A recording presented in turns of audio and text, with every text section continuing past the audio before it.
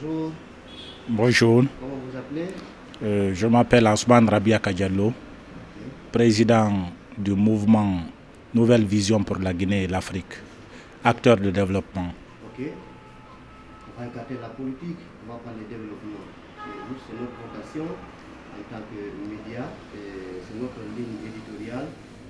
Vous, en tant qu'acteur de développement, grosso modo, qu'est-ce qui freine, en tout cas, l'élan de développement de la Guinée, s'il y en a, selon vous? Okay. Merci pour votre question et merci pour l'opportunité que vous nous offrez pour que nous nous exprimons par rapport au développement de notre pays.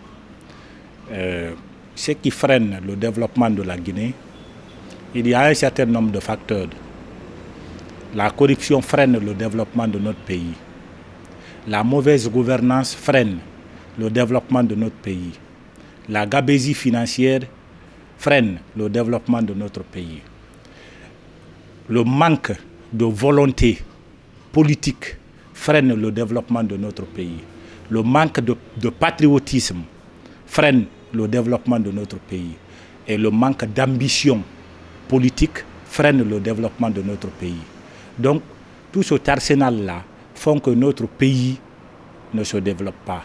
Et d'autres facteurs viennent s'ajouter à ça. C'est quoi? C'est que les gens n'aiment pas ce pays-là.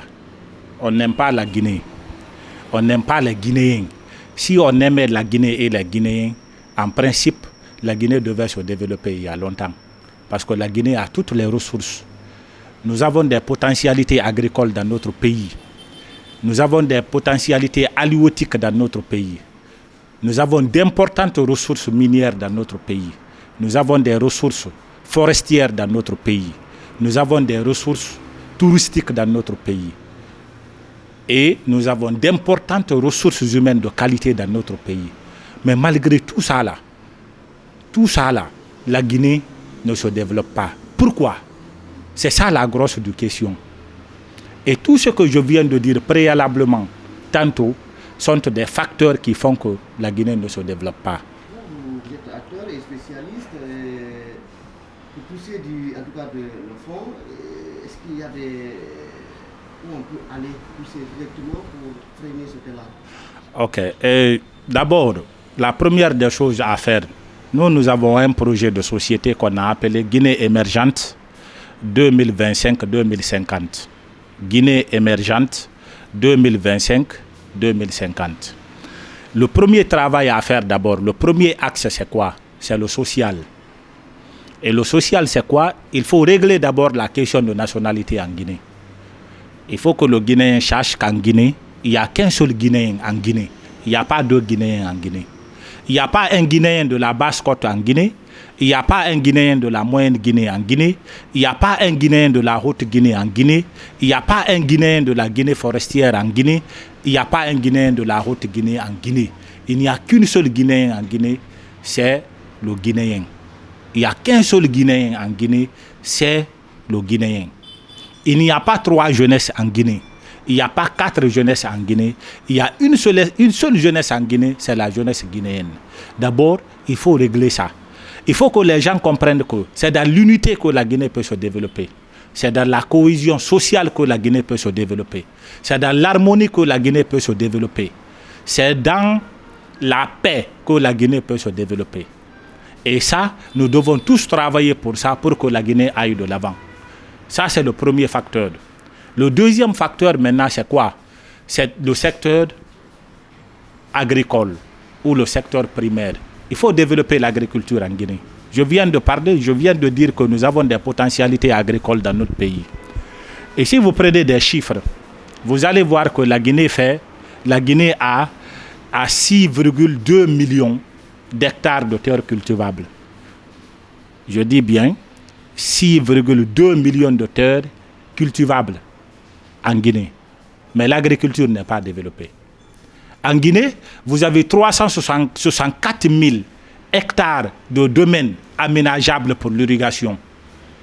Mais l'agriculture n'est pas développée. On ne parle même pas d'autosuffisance alimentaire, encore moins parler de l'exportation en Guinée.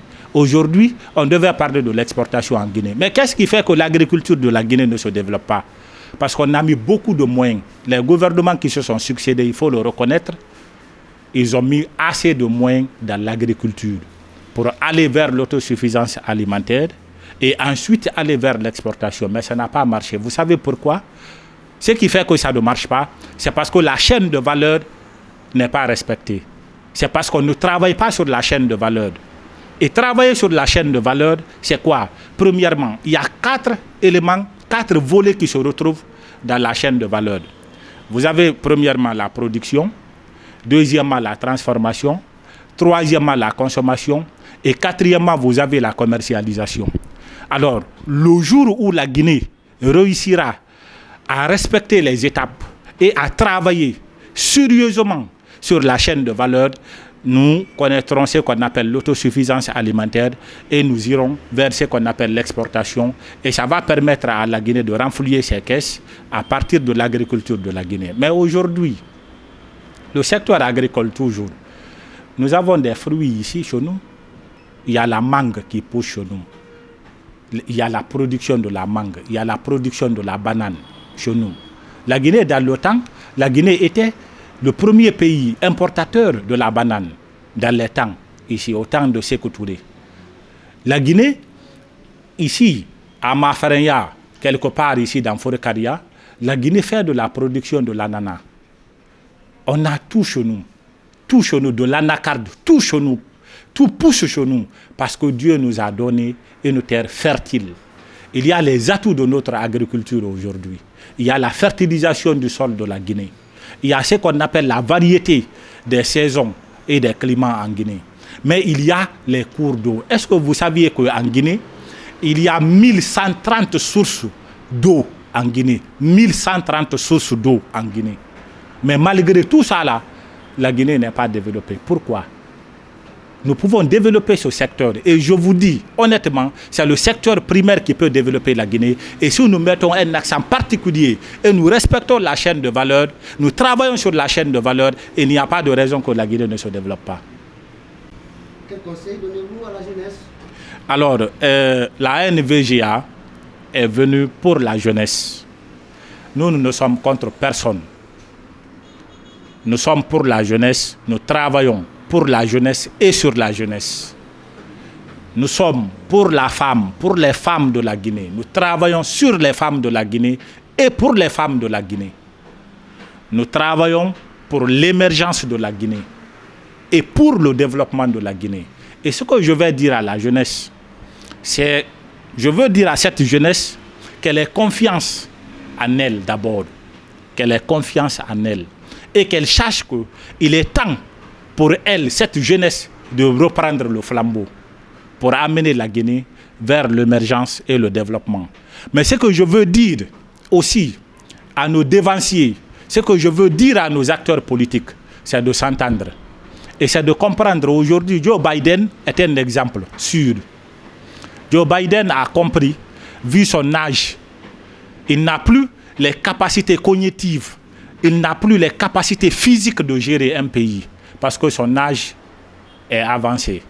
Alors, je voudrais m'adresser particulièrement à nos dévanciers. Je veux parler de la classe politique.